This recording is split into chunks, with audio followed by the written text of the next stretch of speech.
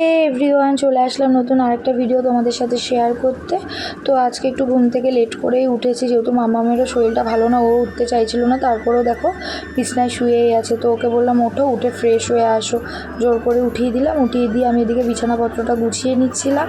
আর আজকেও দেখো বাইরেটা কীরকম মেঘলা মেঘলা, কিন্তু মেঘলা মেঘলা ওয়েদারটা আমার ভালোই লাগে।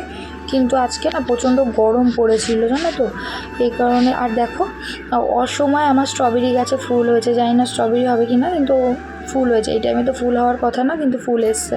তারপরে মাম্মা ফ্রেশ হয়ে আসার পরে ও ড্রাই ফ্রুটস খেয়ে নিয়েছিল। তারপরে ওকে একটা ডিম সিদ্ধ খাইয়ে দিলাম। খেতে তো চাইছিলই না, কারণ একদম জ্বর হওয়ার পরে আমাদের বড়োদেরই মুখে কোনো টেস্ট থাকে না। তো ও সেই কারণে, ও তো ছোটো মানুষ, ওর কী হবে, ও খেতে পারছিল না। তো তারপরে ওকে স্নান করিয়ে দিলাম। স্নান করিয়ে ও একা একাই তো স্নান করে দিলে রেডি হয়ে নেয়, তো ওই কারণে রেডি হয়ে নিচ্ছিলো।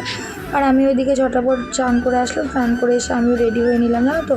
এই কদিন মা ছিল, কালকে একটু দরকারে মা বাড়িতে গেছে। আর মামামেরও যেহেতু একটু শরীরটা ঠিক আছে, আমিও বললাম যাও কাজটা মিটিয়েই আসো বাড়ি থেকে। তো আজকে সব কাজবাজ আমাকে তো একাই করতে হবে। এই কদিন মা ছিল তো কিছু বুঝতেই পারিনি, কিচ্ছু করতে দেয়নি, মানে বলার আগেই সব কিছু হাতের কাছে চলে এসছে। তো তারপর ছাদে চলে গেছিলাম জামা কাপড় মেলতে। আর এদিকে দেখো আমাদের পুচকু গাছটাতে কত লেবু হয়েছে। আর এই লেবুগুলো না প্রচণ্ড টক, আর কোনো গন্ধও নেই। আর এই কারণে আমরা কেউ খাই না বলে দেখো গাছে হয়ে হয়ে ফেটে গেছে, মানে এত হয়েছে গাছে, একা একাই ওরা পেকে পেকে ফেটে গেছে। তো তারপরে জামা কাপড় মেলে ঝটাপট চলে এসেছিলাম নিচে রান্নাঘরে, কারণ তাড়াতাড়ি করে রান্নাবান্না করতে হবে। এই কদিন তো রান্নাবান্না সবই মা করছিল, তো তাড়াতাড়ি করে তাই আমি রান্নাবান্না চিকেনের সব কিছু, আজকে চিকেন বানাবো, তাই চিকেনের সব কিছু রেডি করে চিকেনটা বসিয়ে দিলাম। আর আজকে চিকেনের সাথে সাথে না আর একটা জিনিসও হবে, যেটা আমি আর আমার মেয়ে খেতে প্রচণ্ড ভালোবাসি। এটা অনেকেই খায়, কিন্তু মানে লজ্জার কারণে অনেকে আবার বলে না, জানি না কেন বলে না, যেটা আমি খাই তো খাই, তো সেটা নিয়ে কোনো লজ্জা আছে বলে আমার মনে হয় না। তো এটা আমার হাজব্যান্ড একদম পছন্দ করে না, কিন্তু আমি আর মাম্মাম খুব ভালো খাই।